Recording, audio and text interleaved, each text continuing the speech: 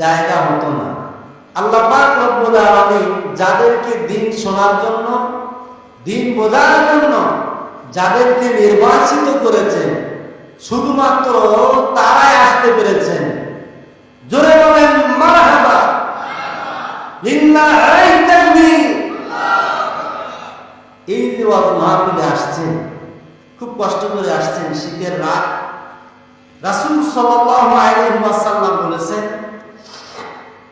যারা ওয়াজ মাহফিলে হাজির হয় কোরআন হাদিস জানার জন্য, বোঝার জন্য, আমল করার জন্য, ইল্লা নাদাহুম মুনাদিন মিনাস সামায়ে কুমু মাগফুরান লাকুম, আসমান থেকে একজন ঘোষক ঘোষণা দিয়ে বলে যে তোমরা বাসায় চলে যাও, তোমরা বাড়িতে চলে যাও, মাগফুরান লাকুম, তোমাদের অতীতের পাপ রাশি ক্ষমা করে দেওয়া হয়েছে।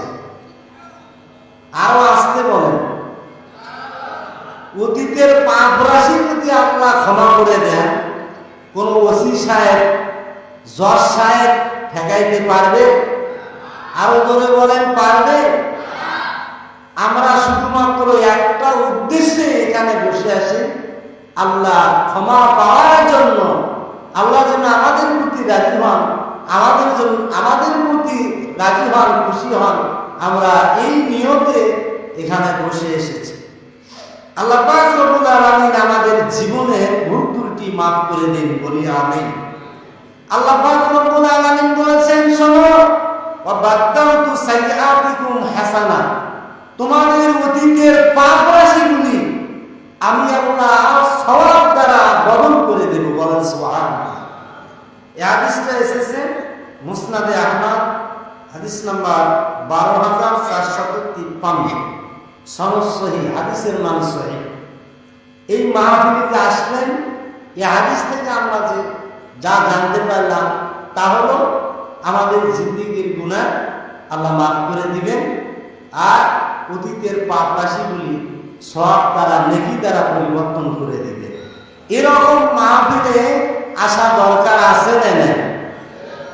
এই যে পাশে কি যেন বাজার, বলনা বাজার, এই সময় এখনো অনেক লোক চায়ের দোকানে আছে।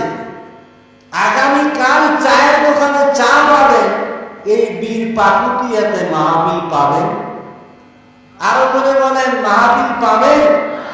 পাবেন না।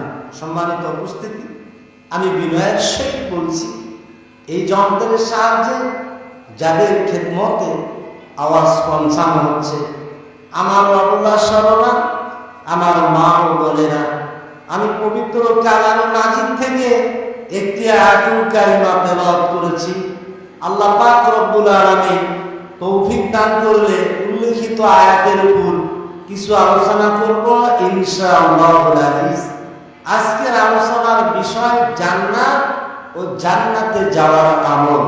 আলোচনার বিষয় কি? জান্নাত ও জান্নাতে যাওয়ার আমল। কোন আমল করলে আপনি জান্নাত পাবেন, এ প্রসঙ্গে কোরআন এবং সহিহ হাদিস থেকে কিছু আলোচনা করব ইনশাআল্লাহুল আজিজ। ওমা তাওফীকি ইল্লা বিল্লাহ। আমার আলোচনার শেষ পর্যন্ত না থেকে আপনারা বাসায় কারা কারা যাবেন? হাত তোলেন। কেউ যাবেন না? থাকবেন তো? সবাই বললেন না। বলি ইনশাআল্লাহ।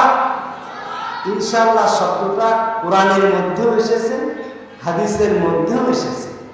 সম্মানিত প্রিয় হাজিরিন, আল্লাহ পাক রব্বুল আলামিন বলেছেন, বিসমিল্লাহির রাহমানির